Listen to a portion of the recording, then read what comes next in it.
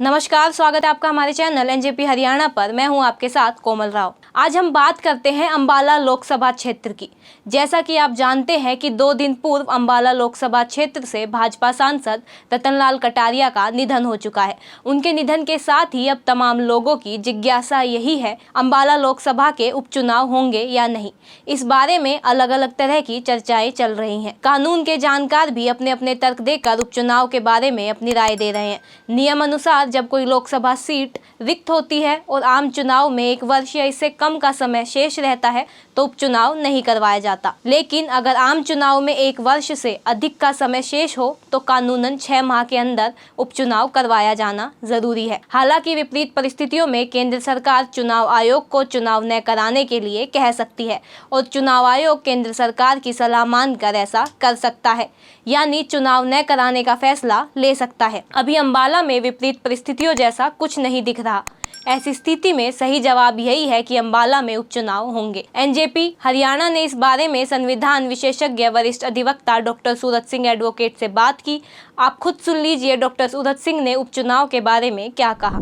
कटारिया साहब जो member of parliament थे, उनका 19 मई को निधन होने के बाद कानूनी जो पहलू यहाँ है वो ये है कि क्या उपचुनाव कराए जाने चाहिए। अभी उसमें पीपुल्स रिप्रेजेंटेशन एक्ट की धारा 151 के अनुसार अगर वैकेंसी हो जाती है मृत्यु की वजह से या रिजाइन करने की वजह से, तो चुनाव तब कराए जाते हैं तब 2 कंडीशन हो।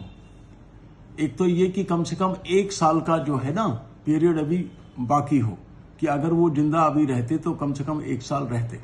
यहाँ 19 मई को है तो इसलिए 1 साल का टाइम इसमें है।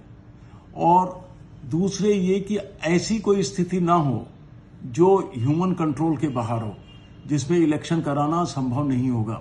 उस केस में इलेक्शन कमीशन को रिपोर्ट देनी पड़ती है कि ये स्थिति हो गई है कि जिसमें चुनाव कराना संभव नहीं है। मान लो वहाँ कोई दंगा हो या कोई और खतरा हो या बाढ़ आ गई हो, तो यहाँ वो स्थिति नहीं है।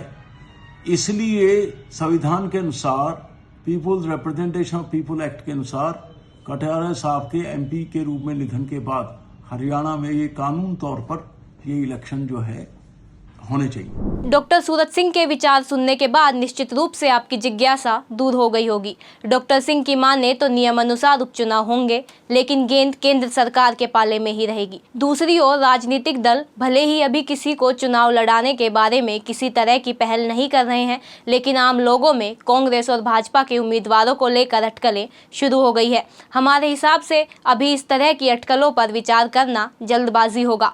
फिलहाल आज की चर्चा उपचुनाव होंगे या नहीं इस पर ही केंद्रित रखते हैं। आज इसका जवाब यही है कि कानून के अनुसार अंबाला लोकसभा के उपचुनाव होंगे। अगर मौजूदा परिस्थितियां बरकरार रही और कोई बाधा नहीं आई तो समय से पूर्व मनोहर सरकार को अग्नि परीक्षा से गुजरना पड़ सकता है। इसी के साथ हमारे चैनल को लाइक, शेयर, सब्सक्राइब करना मत भूलिएगा।